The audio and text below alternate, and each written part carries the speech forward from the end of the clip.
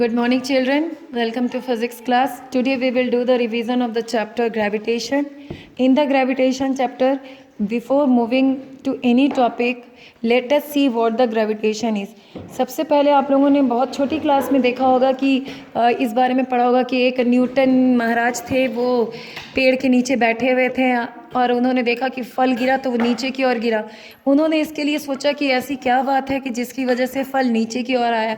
फिर उन्होंने बहुत इसके बारे में डिस्कवर किया तो उनको पता चला कि अर्थ के पास एक ग्रेविटी होती है, एक्सेलरेशन ड्यू टू ग्रेविटी, जो कि चीज़ों को अपनी तरफ अट्रैक्ट करती है।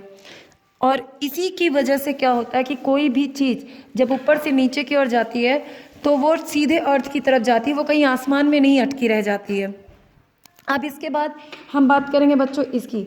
आप एक धागे से कोई भी चीज़ को बांध दीजिए और जब आप उसको घुमाना शुरू करेंगे then it will follow a circular path. वो सर्कुलर पाथ क्यों फॉलो करेगी? क्योंकि हमारा रेडियस फिक्स है और जब एक रेडियस फिक्स है तो उस रेडियस के हिसाब से एक सर्कल बनेगा। ये हो गया। और क्या हुआ, ये जो ऑब्जेक्ट है इस थ्रेड से अटैच्ड है और वो जो थ्रेड का सेंटर वो बीच में है, ये ऑब्जेक्ट अब टुवर्ड्स द सेंटर मूव करेगी। तो जब टुवर्ड्स द सेंटर होता है तो दो फोर्स आता है, एक होता है सेंट्रीपिटल फोर्स, एक होता है सेंट्रीफ्यूगल फोर्स।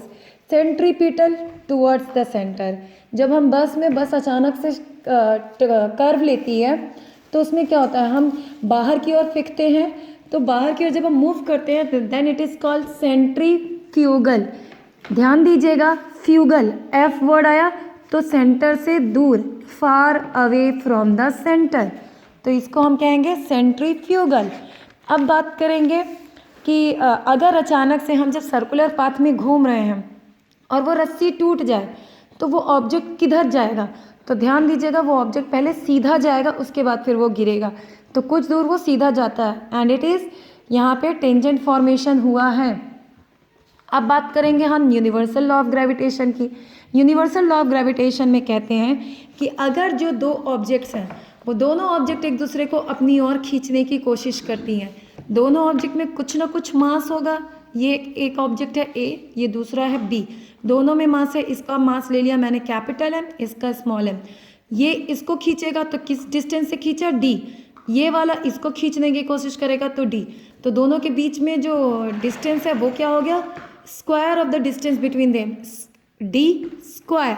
अब हम बात करेंगे यूनिवर्सल लॉ ऑफ ग्रेविटेशन का होता है तो the force of attraction between the two objects is directly proportional to the product of their masses and inversely proportional to the square of distance between them.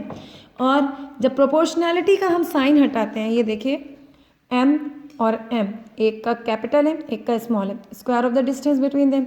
जब ये proportionality sign हटाएंगे तो equal आएगा और एक कांस्टेंट टर्म आएगी। ये constant, ये जो जी आया that is called constant of proportionality. इसको हम कहते हैं यूनिवर्सल ग्रेविटेशनल कांस्टेंट।